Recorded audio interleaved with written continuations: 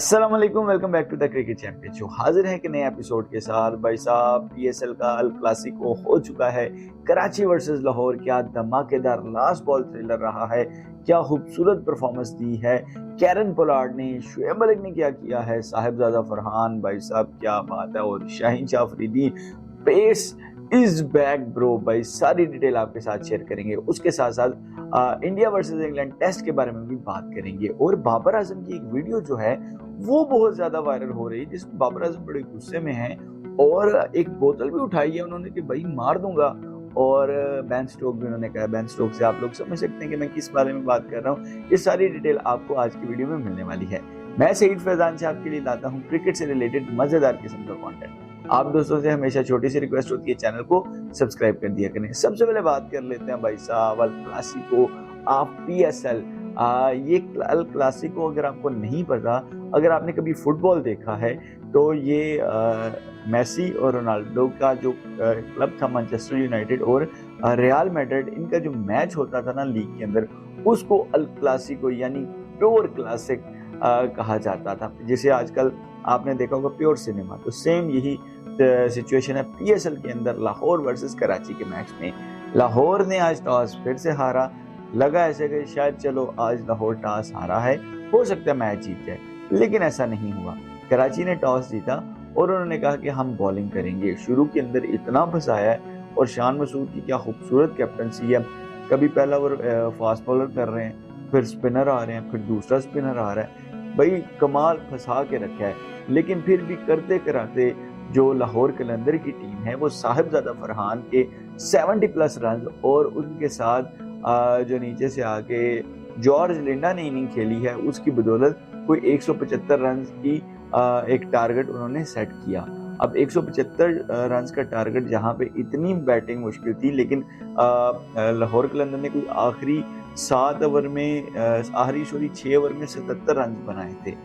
और साहबजादा फरहान और तकरीबन एंड वाले बैट्समैनों ने आके बनाए, और इससे ये लगा कि जैसे ही बॉल पुराना होगा तो बैटिंग आसान हो जाएगी। यही हुआ। लेकिन अगर मैं थोड़ी सी कप्तानी की बात करूं, यहाँ पे जब लाहौर की बैटिंग चल रही थी, मुझे लाहौर जो शाहीन का ये टैक्टिक समझ नहीं आया कि आपके पास नंबर 4 पे शाही होप्स हैं, आपके पास सिकंदर रजा हैं, आपने पहले एहसन भट्टी को भेजा। चलें ठीक है, आपने एक तजर्बा कर लिया, उसके ऊपर आपने जहादात को भेज दिया, फिर उसके बाद शाही होप की बारी आई और देन सिकंदर रजा। लेकिन अगर शाही होप पहले आ जाते तो एक मेरे ख्याल से एक बेस शायद ज़्यादा स्ट्रॉन्ग हो सकती थी। वो स्ट्राइक को भी रोटेट करते हैं। साहबजादा फरहान जो ऑलरेडी सेट बैट्समैन खेल रहे थे, तो अगर ये लेके भी चलते अपना जो भी है एंकर इनिंग दोनों खेलते, 15 ओवर तक जाते, तो शायद एंड पे एहसन भट्टी, जहादात खान, सिकंदर रजा के लिए एक प्रॉपर प्लेटफॉर्म होना था कि आए और 5 ओवर के अंदर मैच को हिटिंग करें, और ये 190 के करीब स्कोर हो जाना था। ये मेरा पॉइंट ऑफ व्यू है, आप इससे इख्तिलाफ या इत्तफाक कर सकते हैं, लेकिन मुझे ऐसे लगता है कि ऐसा अगर करते तो ऐसा पॉसिबिलिटी है थी। लेकिन शाहीन को उस टाइम जो समझ आया उन्होंने वो किया। फिर उसके बाद जब बॉलिंग करवाने आए, उफ यार, शाहीन अफरीदी की जो पेस है, पहले ओवर में पहले कोई 137 की बॉल की, या फिर 142, फिर 145, फिर 146.6। यार क्या मैं कह रहा हूँ, 146 अगर थोड़ा सा जोर लगाते तो 150 क्लिक हो गया हुआ था। लेकिन शाहीन की एक अच्छी चीज़ है कि उनकी पेस वापस है, स्विंग भी आ रहा है। ये पाकिस्तान के लिए खुशाइंद है। एज अ कैप्टन उन पर प्रेशर तो है, कंसेक्टिव चौथा मैच हार गए, लेकिन मेरे ख्याल से अब उनको ये जो हमने एक टर्म अपनी पाकिस्तान क्रिकेट के अंदर बहुत ज़्यादा यूज़ कर रहे हैं ना, कि वर्कलोड मैनेज करना है, तो भाई यहाँ पे भी देख लें, यहाँ पे भी आपकी लीग क्रिकेट है। ये ना हो कि आप फिर से वही फटीक का शिकार हो जाएं, और जब वर्ल्ड कप आए तो आप 130-32 के ऊपर जा ही ना पाए, तो ये भी देखना पड़ेगा। फिर जब बॉलिंग चेंजेस थे शाहीन के, आज बहुत बेहतरीन थे जिस तरीके से शान मसूद ने किए।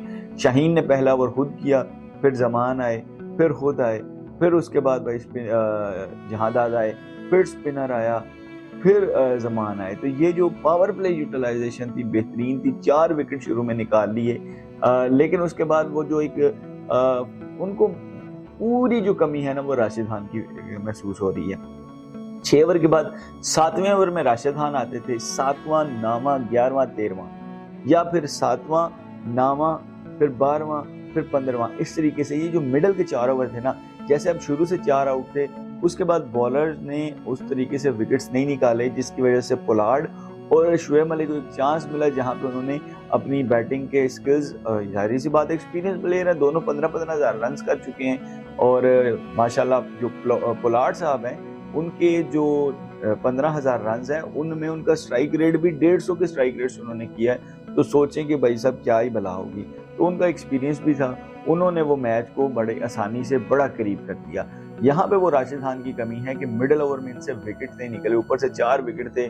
यहाँ पे आज राशिद होते तो ये जो कराची की टीम थी मुश्किल से 100, 110, 20 पे भाई साहब इन्होंने आउट हो जाना था। लेकिन यही कमी महसूस अभी तक हो रही है। शुरू के 3 मैचेस में भी, आज के मैच में भी यही रहा। लेकिन जितनी तारीफ की जाए पोलार्ड ने कोई 29 बॉलों में 50+ रन किए। उसके बाद शोएब मलिक ने क्या खूबसूरत इनिंग खेली है।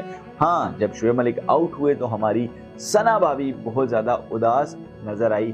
थंबनेल पे आपने फोटो भी देख ली होगी, उदास नजर आई। चलें कोई नहीं भाभी, आपकी टीम जीत गई है। पूरा जो कराची है इस टाइम, कराची मीडिया हाउस जो प्रोडक्शन है, जितने लोग ड्रामों में काम कर रहे हैं, जितने एफिलिएट है, सारा कराची वहां पहुंचा था। क्राउड बहुत खूबसूरत था। लाहौरी तो फिर भाई साहब जिंदा दिल वाले हैं, लाहौरी पहुंच जाते हैं भाई साहब जो भी मैच हो। क्या खूबसूरत क्राउड था, जितना भी उनके बारे में तारीफ की जाए वो कम है। लेकिन एट द एंड जो है लास्ट बॉल थ्रिलर हुआ है। आखिरी जो ओवर था, शाहीन से कुछ कैलकुलेशन पता नहीं क्या की है, अपने 4 ओवर करवा दिए, जमान के 4 करवा दिया, हारिस के करवा दिए, जहादाद के करवा दिए और आखिरी ओवर स्पिनर के लिए बचा दिया और स्पिनर के लिए भी सिर्फ 11 रन। अगर वो लास्ट बॉल पे जमान हमको चौका ना आता तो आखिरी ओवर में 15 होते तो फिर शायद एक चांस बन सकता था। लेकिन 9 थे, जो है 11 रन थे। अब 11 में से पहली बॉल पे हसन अली ने छक्का लगा दिया और करते कराते 1 पे 1 था और वो भी एज का लगा। यार मैं कह रहा था कि भी सुपर ओवर हो जाता ना, मजा आ जाता। लेकिन आज के मैच में भी एक छोटी सी कंट्रोवर्सी हुई है। वो हारिस रऊफ के जब 2 बॉलों पे 1 रन था, एक कैच निकला, हारिस रऊफ ने वो कैच किया और पता नहीं क्या ग्राउंड से निकलते उन्होंने हाथ से छोड़ा है, या वो पता है अब एकदम पकड़ के भी फेंक देते हैं सेलिब्रेशन में, वो था। अब पता नहीं ये क्या सीन था, लेकिन अंपायर ने उसको आउट दे दिया। शान मसूद इसके ऊपर अंपायर से बात भी कर रहे थे, जब वो प्लेयर्स आपस में मिल रहे थे, मैच खत्म हुआ, उस पर बात भी कर रहे थे। देखते हैं इसके ऊपर क्या कंट्रोवर्सी नहीं क्रिएट होती है। लेकिन लास्ट बॉल थ्रिलर, मजा आया मैच देखने का। उसके बाद भाई साहब बाबर आजम की एक वीडियो बहुत ज्यादा वायरल हो रही है, जिसके अंदर देखा जा सकता है पीछे उसके अंदर एक ऑडियो है जिसमें ना फैंस कुछ चैंटिंग कर रहे हैं, यानी कुछ नारे लगा रहे हैं। अब लोग उसको सच समझ के जो है फैलाई जा रहे हैं। भाई वो जो ऑडियो है वो फेक है, वो ऑडियो बाबर उस ऑडियो पर रिएक्ट नहीं कर रहा। हाँ, उन्होंने अब गुस्सा किया है, बेन स्टोक भी बोला है, बोतल भी उठाई है, लेकिन वो फैंस के लिए नहीं थी, क्योंकि जहाँ पे वो बैठे थे वो वहां से जो फैन का इनक्लोजर है ना वो बहुत दूर है। और बाबर का जो रिएक्शन था वो वहां से ऐसे लग रहा था कि बिल्कुल जैसे कोई पास में को बात कर रहा है। यहाँ फिर वो उन्होंने वैसे मजाक किसी के साथ वो सीरियस होने का प्रैंक कर रहे थे, ये अभी नहीं पता। लेकिन वो जिस ऑडियो के साथ उसको शेयर किया जा रहा है वो फेक है। उसके बाद भाई साहब मैच चल रहा है England versus India, test match चल रहा है। इंग्लैंड ने पहली इनिंग 300+ रन बना के ऑल टीम आउट हुई, जिसमें जो रूट ने सेंचुरी दाग दी, शतक जड़ा। अब ये जो रूट दुनिया का वाहिद प्लेयर हो गया जिसने इंडिया के खिलाफ 10 सेंचुरीज का रिकॉर्ड बना दिया। आज तक किसी प्लेयर ने इंडिया के खिलाफ 10 सेंचुरीज नहीं की। वो एक ही प्लेयर है जिसमें दुनिया में, जिसका नाम है जो रूट। भाई क्या खूबसूरत उसने भी इनिंग खेली, 300+ रन की इनिंग। और ऑली रॉबिन्सन 11 आके 50 मार गए नीचे से। और फिर उसके बाद जब इंडिया की बैटिंग है तो उससे लगा कि इंडिया बड़ा इजीली कर लेगा, लेकिन इंडिया के भी 7 आउट हो चुके हैं। आपके साथ थोड़ा सा स्कोर कार्ड भी मैं शेयर करता हूँ। अभी 134 रन बाकी हैं और 134 रन का डेफिसिट बाकी भी है। अब मैं आपके साथ थोड़ा सा स्कोर कार्ड शेयर करता हूँ, जिसमें जायसवाल ने 72 रन किए हैं, रोहित शर्मा यार फिर से 2 रन बना के उठ गए, शुभमन गिल 38, रजत पाटीदार। यार ये बंदे को क्यों टीम में रखा, मुझे नहीं समझ आ रही। जब से इसका यानी मैं देख रहा हूँ ये पूरी सीरीज के अंदर, अभी तक मुझे उनकी तरफ से कोई खास परफॉर्मेंस नजर नहीं आई। अगर सरफराज खान की बात करें तो 2 इनिंग्स के अंदर, 2 यानी एक मैच की 2 इनिंग्स के अंदर, दोनों इनिंग्स के अंदर 50 है, ये नजर आता है, लेकिन इनका नहीं नजर आ रहा। ध्रुव जुरैल बैटिंग कर रहे हैं 30 पे, उसके साथ कुलदीप 17 पे बैटिंग कर रहे हैं, अश्विन 1 रन। अब इन सबको आउट किसने किया? एक बंदा जिसका वीजा सबसे ज्यादा इन्होंने डिले किया, उसका नाम है शोएब द बशीर। शोएब बशीर ने भाई साहब 4 आउट अभी तक कर दिए हैं और होप सो वो 5 भी कर जाएंगे। देखते हैं इंडिया इस मैच को बचा पाता है कि नहीं, क्योंकि 134 रन का हसारा है। कल आते ही अगर 3 विकेट्स निकल गई ऊपर वाले 34 पे भी तो 100 रन की लीड है और तीसरा दिन है और अगर वो इंग्लैंड कल का दिन खेल जाती है, वो बेसबॉल स्टाइल से खेलेंगे, वो नहीं रुकने वाले। और 350 रन करके 400 रन और जिसमें तकरीबन 5 या 6 सेशन लाजमी इंडिया को देंगे कि इंडिया भी उसके करीब जाए, तो चांसेस तो हैं कि रिजल्ट आएगा। देखते हैं, मैंने वैसे इंडिया कहा हुआ है, देखते हैं मुंह पे जूता पड़ता है या इंडिया मेरी इज्जत बचा लेता है। तो ये आज के दिन की सारी अपडेट्स थी। उम्मीद करता हूँ आपको अपडेट्स पसंद आई। अगर ऐसे ही क्रिकेट से रिलेटेड अपडेट देखना चाहते हैं तो भाई के चैनल को सब्सक्राइब कर लीजिएगा। अपना बहुत सारा ख्याल रखिएगा, अपने इस भाई को अपनी दुआओं में अपनी प्रार्थनाओं में याद रखिएगा। अगली वीडियो तक के लिए अल्लाह हाफिज।